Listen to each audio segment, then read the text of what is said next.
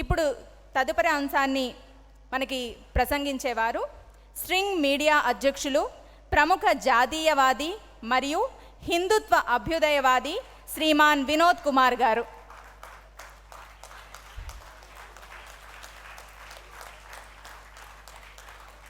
వీరు ఎంచుకున్న అంశం రామాయణంలో రావణ అసురుడు.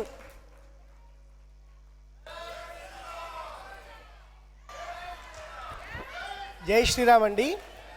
సో ఇప్పటిదాకా కొంచెం సాఫ్ట్గా జరిగిన ప్రసంగాలు ఇప్పుడు మనకి స్ట్రింగ్ వినోద్ గారి ద్వారా, శివశక్తి కరుణాకర్ ద్వారా, హిందూ జనశక్తి లలిత్ కుమార్ ద్వారా, భరతవర్ష దువాడ శివప్రసాద్ గారి ద్వారా, రిఫ్లెక్షన్ అమోఘ్ గారి ద్వారా వీరందరూ మనకి ఇప్పుడు మాట్లాడబోతున్నారు. సో వీరందరి ద్వారా వీరి మాటల్లో వాల్మీకి రామాయణం ఆధారంగా ఏంటి వ్యవస్థ, ఏంటి క్రిటిసిజం, ఏంటి దానికి సమాధానం ఏంటి అని తెలుసుకోబోతున్నాము. చక్కగా మనం ఆ ఎనర్జీతో వీళ్ళని ఎంకరేజ్ చేద్దాం. జై Sriram.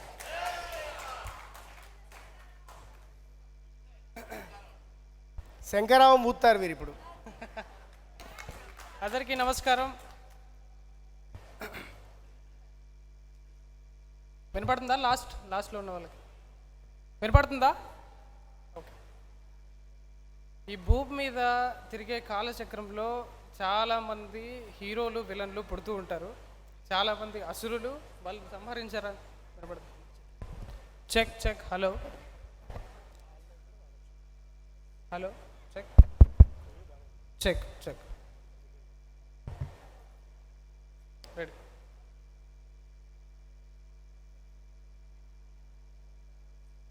Hello hello.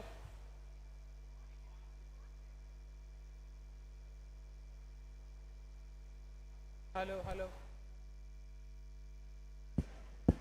Check check check. వినపడుతుంది.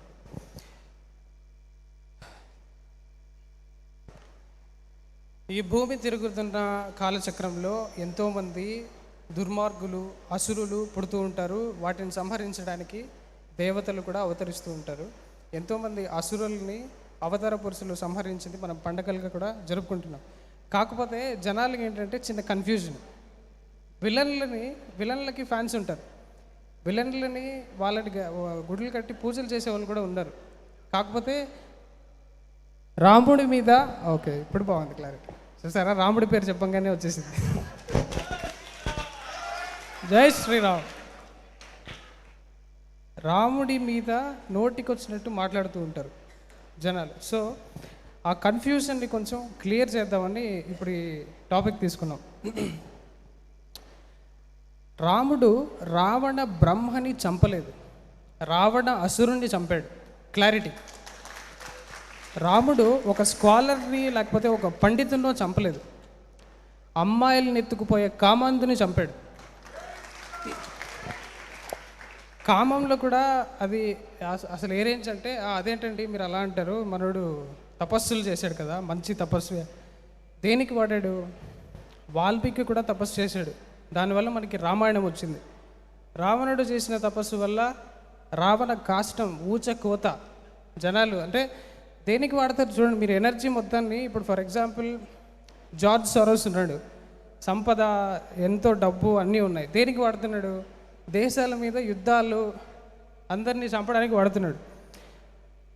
వాల్మీకి రామాయణంలోనే ఉంది, రావణుడు ఆడవారిని వస్తువులాగా ట్రీట్ చేసేవాడు అని. ఇప్పుడు వస్తువులాగా ట్రీట్ చేసే కొన్ని మతాలు ఉన్నాయి, వాటి పేర్లు అనవసరం, అదేంటో మీకు తెలుసు. ఆడవారిని వస్తువులాగా ట్రీట్ చేసి అనుభవిస్తున్నాడంటే కొంతమంది ఏం చేస్తారంటే, రావణుడు అంటే సాక్షాత్తు జయా విజయంలో ఒకడే కదా, అంటే విష్ణుమూర్తి బాడీ గార్డే కదా, మీరు మరి దానికి కూడా సింపతి కార్డ్ వస్తుందన్నమాట. అది కూడా క్లియర్ చేస్తాను. జయా విజయులు ఎప్పుడు విష్ణుమూర్తి రెస్ట్ తీసుకుంటున్నప్పుడు మన నలుగురు కుమారులు వస్తారు, వాళ్ళని అడ్డకుంటే ఆ శాపం పెడతారు. ఆ స్టోరీ అంతా మీకు తెలుసు. సో దాంట్లో ఏం జరుగుతుందంటే, ఒకప్పుడున్న జయా విజయులకి 2 ఆప్షన్లు ఇస్తారనమాట శాపం పెట్టేటప్పుడు. మీరు 7 జన్మలు విష్ణుమూర్తికి భక్తుల్లాగా మిమ్మల్ని నేను శాపమే భక్తుల నుంచి దేవుడిని విడదీయడం అనమాట శాపం. దాంట్లో 2 ఆప్షన్లు. 7 జన్మలు భక్తులుగా ఉండి మళ్ళీ మీరు విష్ణుమూర్తిలో ఏకమవ్వచ్చు, 3 జన్మలు శత్రువులుగా ఉండి సంహరించబడి మళ్ళీ మీరు ఏకమవ్వచ్చు అంటే జయా విజయులు శత్రువులుగా ఉండేది చూస్ చేసుకుంటారు, ఎందుకంటే 3 జన్మలు అయిపోతుంది, మా విష్ణుమూర్తి మాకు కావాలని ఒక సింపతి కార్డ్ తీసుకొస్తారు కదా. కానీ ఇక్కడ పాయింట్ ఏంటంటే విష్ణుమూర్తి దాన్ని ఎలా చూస్తాడంటే కాలచక్రంలో యుగాలలో జనాలకి ధర్మాలు నేర్పించడానికి ఇది ఒక ఆటలాగా. మీరు అంటే ఒక రాక్షస అవతారమే ఏం చేయకూడదో నేర్పేది, ఏం చేయాలో నేర్పేది రాముడు ఉన్నాడు కదా. దాంట్లో మళ్ళీ మీరు తీసుకెళ్ళి మనోడు తపస్సు చేశాడు, పండితుడు రుద్రవీణ వాయించాడు, అవన్నీ ఎందుకు? వినపడుతుందా? సో ఎవరి దగ్గర నుంచి ఏది నేర్చుకోవాలి అనే క్లారిటీ ఇవ్వడం కోసమే మనం ఈ టాపిక్ తీసుకున్నాము.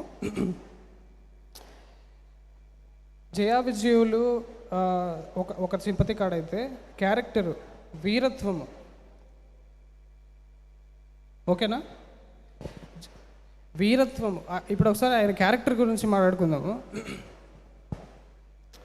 యుద్ధంలో ఓడిపోయిన తర్వాత కూడా ప్రజ్వజిత్తుడు అని ఒక ఆయన ఉంటాడు, రాముడి బొమ్మ గీసి రాముడిలాగా ఒక ఈ ట్రెక్కింగ్ అంటారు చూసారా, అలాంటిది తీసుకొచ్చి సీతమ్మకి చూడు రాముడి తలకాయ నేను చంపేశాను,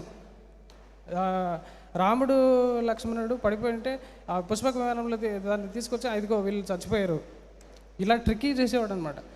వీరత్వం గురించి వస్తే ఇంకా ఈ కార్తవీర్యార్జునుడు స్టోరీ మీకు తెలిసే ఉంటుంది. ఆయన 1000 చేతులతో ఇట్లా సముద్రం మొత్తాన్ని ఆపేస్తే సంధ్యావందనానికి వెళ్ళినప్పుడు రావణుడు ఇదేంటి వాటర్ రావట్లేదు అట్లంటే మనోడితో యుద్ధానికి వెళ్తాడు.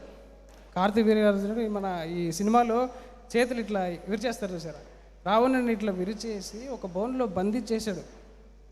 అంత భయంకరంగా మళ్ళీ ఆయన గురువు గారు వచ్చి అరే పోనీ పాపము వదిలేయట్లని చెప్తే మొత్తం రావణాసురుడి స్టోరీ మొత్తం ఎవడో ఒకడు వచ్చి ఇట్లా విడదీస్తే బయటికి రావడమే ఉంది, కానీ తనకు తానుగా గెలిచింది ఎక్కడ లేదు. అలా వచ్చేసి అప్పుడేమన్నా అహంకారం తగ్గిందా అట్లంటే మళ్ళీ వాలి దగ్గరికి వెళ్తాడు. వాలి సంధ్యావందనం చేసుకుంటూ ఉంటే ఇదేదో కోతిలాగా ఉందని చెప్పి ఇలా ఉంటే ఆ చంకల మధ్యలో చేతులు పెడతాడు అనమాట. ఇలా ఇప్పుడు మనం దేశమంతా ప్రశాంతంగా జరుగుతూ ఉంటే ఈ జార్జ్ సరోస్ వచ్చి మన దాంట్లో చేతులు ఎలా పెడతాడో ఎవడు ప్రశాంతంగా బతకనీయకూడదు అనేది. ఈ క్లారిటీ, జనాల్ని ప్రశాంతంగా చేయలేని వాడు రాక్షసుడు, ఇది అర్థం చేసుకోవాలి. సాఫ్ట్వేర్ కంపెనీలందరికీ జాబులు ఇచ్చాడు కదా, మీడియా అంతా వాడి చేతిలోనే ఉంది కదా, దేనికి ఉంది? వాడి ప్రాపగెండా సెట్ చేసుకోవడానికి ఉంది. మీరు బంగ్లాదేశ్ అల్లర్లో ఎటువంటి ఊచకోత జరుగుతుంది, ప్రత్యేకించి ఆడవారిని ఇలా ఉంటుందన్నమాట. సో ఒక అహంకారము, కామాంధము, ఇలాంటి నెగిటివ్ అన్నిటిని ఉండకూడదు, ఇలాంటివన్నిటిని ఎలా చేయకూడదో నేర్పిన అవతారమే అదనమాట. మరి ఇప్పుడున్న లెఫ్టిస్టులు ఏం చేస్తారంటే వాళ్ళ ప్రాపగెండా నడవాలని చెప్పి వీళ్ళ రావణాసురుడికి ఫ్యాన్స్. రావణాసురుడిని ఆదర్శంగా తీసుకుంటే సమాజం భ్రష్టు పడుతుంది, రాముణ్ణి ఆదర్శంగా తీసుకుంటే సమాజం నిలబడుతుంది. మరి రాముణ్ణి ఆదర్శంగా తీసుకుంటే సమాజం నిలబడితే వీళ్ళ ఉద్యోగాలు, వీళ్ళ ఆటలు సాగు కదా. అందుకని రావణాసురుణ్ణి చేస్తూ ఉంటారు. మీరు ఈ పాయింట్లన్నీ గుర్తుపెట్టుకోవాలి. ఒక వీరత్వం గురించి కానీ, రావణాసురుడి పరాక్రమము, అతని క్యారెక్టర్ గురించి, వీటన్నిటి గురించి చెప్పినప్పుడు ఇలాంటివన్నీ గుర్తుపెట్టుకోవాలి. యాక్చువల్గా ఈ ప్రోగ్రాంలో నేను ఇంకో మంచి పాయింట్ ఫీల్ అవుతుంది ఏంటంటే స్టూడెంట్స్ని కూర్చోబెట్టరు చూడండి. అసలు ఇది యాక్చువల్గా మోస్ట్ ఇంపార్టెంట్ పాయింట్. వీళ్ళకి ఎక్కాలి, ఇక్కడి నుంచే కదా బ్రెయిన్ వాషింగ్ స్టార్ట్ అవుతుంది. ఎప్పుడో చిన్నప్పుడు మనకి రాహుకేతు గురించి, పాములు ఏంటి, సూర్యుని మింగేయటం ఏంటి అని చెప్పిన స్టోరీ 12 సంవత్సరాలు నాకు ఆ రాహుని చూడంగానే అరే పాములు ఇది కాదు కదా, రాహుకేతు కాదు, సోలార్ ఎక్లిప్స్ ఇట్లా ఉండేటండి. తర్వాత ఈ సద్గురు ఇట్లాంటి జగద్గురువులు వీటన్నిటిని చదివిన తర్వాత అసలు దాని విషయం ఏంటి, అసలు దాని వెనకాల ఉన్న సైన్స్ ఏంటి అనేది అర్థమైందనమాట. సో మన రామనారాయణ క్షేత్రంలో ఈ వాల్మీకి రీసెర్చ్ సెంటర్ దీని ఇంపార్టెన్స్ కొంచెం చెప్పాలి. ఇప్పుడు చాలామంది రామాయణాల్లో ఆ రావణుడు సీతని ముట్టుకోలేదండి. ఇలాంటి వాటికి వాల్మీకి రామాయణంలో అసలు 200కి పైగా డిఫరెంట్ వర్షన్స్ ఆఫ్ రామాయణాలు ఉన్నాయి. ఎంతోమంది కవులు దాంట్లో కొన్ని మంచి వర్షన్స్లో ఏం చేశారంటే మన పరమ భక్తులు ఉంటారు, తులసీదాస్ కానీ కంబన్ కానీ, వాళ్ళు ఏం చేశారంటే సాక్షాత్ జగన్మాత సీతమ్మ ఒక రాక్షసుడు ముట్టుకోవడమా, సమస్య లేదు, నేను ఒప్పుకోను అని చెప్పి ముట్టుకోలేదు అని రాసేశారు. కానీ అది అబద్ధం. అట్లని చెప్పి మన డిస్రెస్పెక్ట్ఫుల్గా ఎవరిని అఫెండ్ చేయడానికి చెప్తున్నట్టు కాదు. దీంట్లో పర్ఫెక్ట్ నిజమైన రామాయణము మీరు తెలుసుకోవాలి అంటే అది వాల్మీకే. దాని ఉద్దేశంతో మనం ఈ వాల్మీకి రీసెర్చ్ సెంటర్ స్టార్ట్ చేశారు. అందులో వరల్డ్ వైడ్గా ఉన్న అన్ని రకాల రామాయణాలని అక్కడ పొందుపరిచే ప్రయత్నం చేస్తున్నారు. దానికి బిగ్గెస్ట్ అప్రిషియేషన్ మనకి ఇవ్వాలి. యాక్చువల్గా ఇది ప్రపంచానికి ఇచ్చే ఒక పెద్ద గిఫ్ట్ అవుతుంది. Actually that's so great Srinivasarao గారు.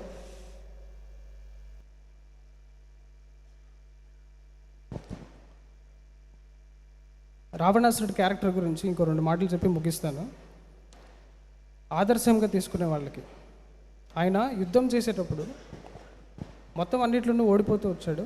లంక మొత్తం ఆంజనేయుడు దహనం చేసి పారేశాడు. ఇంద్రజిత్ చచ్చిపోయాడు. మొత్తం ఆయనకు సంబంధించిన అతి బలవంతులందరూ కూడా మట్టి కొట్టుకుపోయారు. అంటే ఇంకా మళ్ళీ యుద్ధం చేయాలన్నా కూడా ఎవరు ఉండలేరు అనమాట. కుంభకర్ణుడు చచ్చిపోతాడు. ఇంత నష్టం జరిగినా కూడా ఒక్కసారైనా సీతను అనుభవించాలి అనే దాంట్లో ఉంటాడనమాట. అరే నీకు ఎందుకయ్యా, ఇంతమంది ఉన్నారు కదా, నీకు ఏ స్త్రీ కావాలంటే ఆ స్త్రీని నువ్వు అనుభవించు, బయట మేమే సపోర్ట్ చేస్తాం నీకు, అది ఇదంటే శాపం ఉంది కదా. ఆయన రంభ అనుభవించేటప్పుడు నలకుబేరుడు, ఒక పక్క బ్రహ్మదేవుడు, వీళ్ళందరూ ఆయన్ని శపిస్తారు. నువ్వు ఏదన్నా ఆడదాన్ని అనుభవించాలనుకుంటే నీ తల 100 ముక్కలు అవుతుంది అనే శాపం ఉంటుంది. అది ఆయనకి తెలిసి మరి ఈయన శాపాన్ని పట్టించుకునేవాడు కదా అంటే కంపల్సరీ ఇప్పుడు బ్రహ్మదేవుడు ఇచ్చిన వరం కదా, నువ్వు కోరుకున్నప్పుడు మరణం అది పనిచేస్తుంది అని తెలిసినప్పుడు శాపం కూడా పనిచేస్తుంది అనే భయం ఉంటుంది. అందుకని సీతమ్మని ముట్టుకోడు. ఇదో క్వశ్చన్ మార్క్. సీతమ్మని లంకలో తీసుకొచ్చాడు కానీ ఇప్పటిదాకా ముట్టుకోలేదు కాబట్టి మావాడు గ్రేటు కాదు. శాపం ఉంది కాబట్టి ముట్టుకోలేదు రావణుడు. ఇలాంటి ఎన్నో ఉంటాయన్నమాట. మళ్ళీ ఆ లాస్ట్లో యుద్ధము ఇంతమంది ప్రాణ నష్టం జరుగుతున్నా కూడా కకృతి, ఎట్లయినా ఏదో ఒకటి చేసి సీతమ్మని అనుభవించాలి అనే దాంట్లోకి పోయాడు అనమాట. So there is no control. ఆయన ఏదో కంట్రోల్ చేసుకుని ఆ కోరికల మీద ఉన్నాడు కాదు. సో అది కూడా లేదనమాట. సో మనం ఏ రకంగా చూసినా కూడా నేను రావణాసురుడికి ఒకవేళ నువ్వు క్రెడిట్ ఇవ్వాలి నేను అనుకుంటే, ఇందాక జార్జ్ సోరోస్తో కంపేర్ చేశాను కదా, ఆ రకంగా నువ్వు కంపేర్ చేస్తే సోరోస్ కంటే రావణాసురుడు గ్రేట్. ఎందుకంటే అట్లీస్ట్ తపస్సు చేశాడు అని చెప్పొచ్చు. ఎందుకంటే వీడు ఇంకా వరస్ట్ అనమాట. వీడు అట్లీస్ట్ భక్తి లేదు, ఏమీ లేదు కదా, కంప్లీట్గా నాశనమే, ప్రపంచాన్ని నాశనం పట్టించేదే ఉంది. సో ఇది కరెక్ట్గా అర్థం చేసుకోవాలి, ఎలాంటి ప్లేస్లో మనం కంపారిజన్ తీసుకురావాలి అనేది. రావణాసురుడు నువ్వు రాముడితో కంపేర్ చేసి ఇప్పుడు జరుగుతున్న ప్రాపగేండా అంతా కూడా ఇదే. రాముడిని మనం కించపరిస్తే మంచి పనులు ఏం చేయలేక్కర్లేదు కదా, మంచిగా బతకక్కర్లేదు, ఏకపత్ని వ్రతం చేయనక్కర్లేదు, ఎంతమందితో కావాలంటే ఎంతమందితో, మొత్తం ఈ కామము, ఈ ఎడారి మతాలు ప్రమోట్ చేసే ఇవన్నీ ఉంటాయన్నమాట దీంట్లో. ఇది మనకి ఒకప్పటి నుంచి చెప్పుకుంటూ వచ్చారంటే మన శాస్త్రాలు, మన సనాతన ధర్మం ఎంత గొప్పదో చూడండి. మనకి ఎలా బతకాలి అనేది అర్థమైపోతుంది. సో ఇలాంటి విషయాలను మనం రావణాసురుడి దగ్గర నుంచి ఎలా బతకకూడదో నేర్చుకోవచ్చు అనమాట. లాస్ట్కి ఇప్పుడు ఈ లెఫ్టిస్టులంతా ఎలా ఉంటారంటే, పొరపాటున రావణాసురుడు బతికి మళ్ళీ వచ్చాడు అనుకోండి, చూసి సిగ్గుపడతాడు. అరే నేను అవతారం ఛాలెంజ్ చేశాను రా, నా పని అయిపోయింది, నా శాపము, మీరు మళ్ళీ బతికిస్తున్నారు అవమానానికి ఫీల్ అవుతాడు. అంత వర్స్ట్గా చేస్తుంటారు ఇప్పుడు జనాలు. సో దయచేసి అలాంటివి మానేయండి.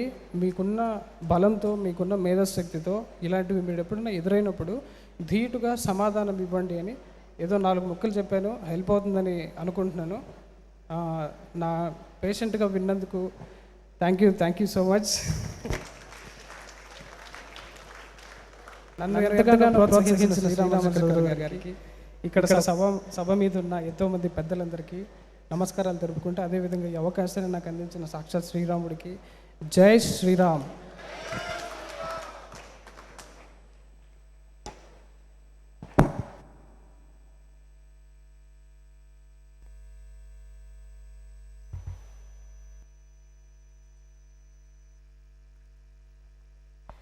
రావణాసురుడిలోని అసురత్వాన్ని గురించి అద్భుతంగా ప్రసంగించిన స్ట్రింగ్ మీడియా అధ్యక్షులు శ్రీమాన్ వినోద్ కుమార్ గారిని సత్కరించవలసిందిగా వేదికను అలంకరించిన పెద్దలను కోరుతున్నాం.